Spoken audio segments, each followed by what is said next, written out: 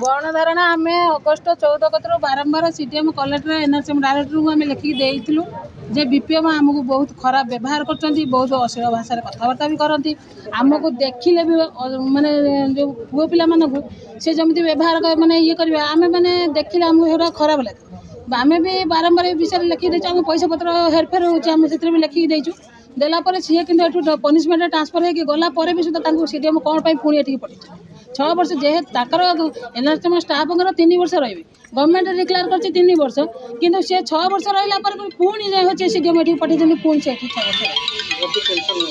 cancel ना अहरात्र धारणा करदेबू कि आम कहीं कम करमु ना कि फिल्ड लेवल को जीवन ना कि